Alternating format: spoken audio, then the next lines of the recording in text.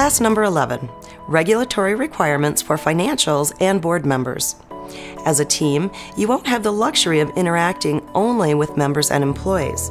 Occasionally, you'll have to work with outside parties who will test your understanding of regulations as leaders of a financial institution. We hope this session will help build your confidence for your eventual interactions with regulators and examiners.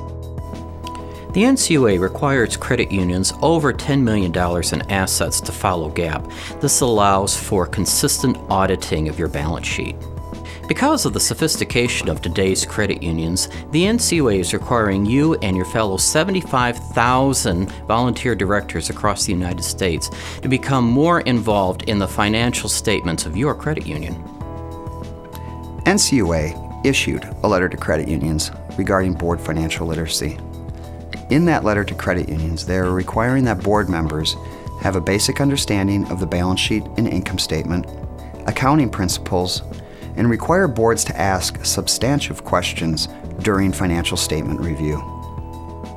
Your Supervisory Committee is responsible as the watchdog of the credit union. It's their responsibility to make sure the financial statements that come out of the credit union are accurate. One of the most powerful committees in a credit union is the Supervisory Committee. They perform multiple duties, and one of the most important is engaging third-party auditors to come in on an annual basis and evaluate the quality of the credit union's financial statement. The NCUA regulation allows each director 6 months to get up to speed on the requirements for financial literacy. All regulated financial institutions in the United States are required to file quarterly reports of condition and income, generally referred to as the call report. One of the best things about being a credit union is that the public has a right to see your financial statements before they place their money with your institution. A major difference between credit unions and other financial institutions is that on a monthly basis they must display their financial statement in their lobby for their members to review. The treasurer is an officer of the board of directors.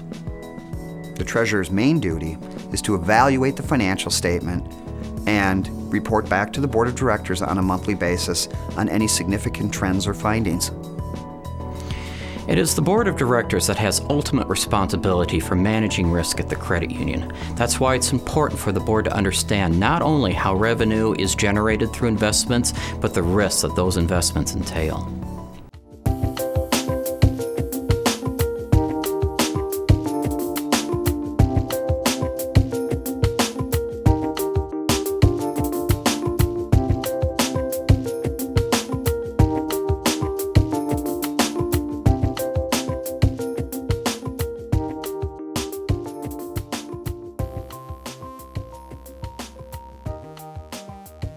Credit unions over $10 million in total assets are required by NCUA to follow generally accepted accounting principles.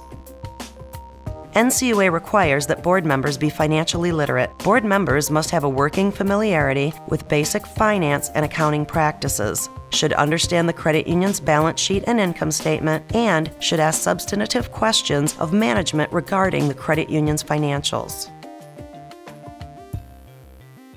The Supervisory Committee is charged with engaging a firm to perform the annual audit of the credit union.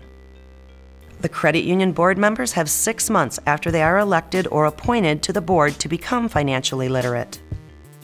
Credit unions are required to file a call report, also referred to as the 5300, with the NCUA on a quarterly basis.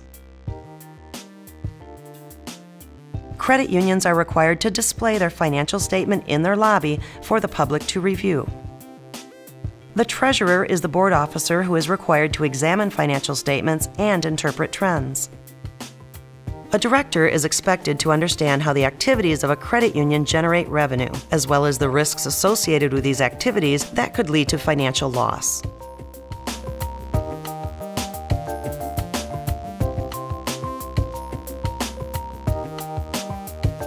Time to take the test. Good luck.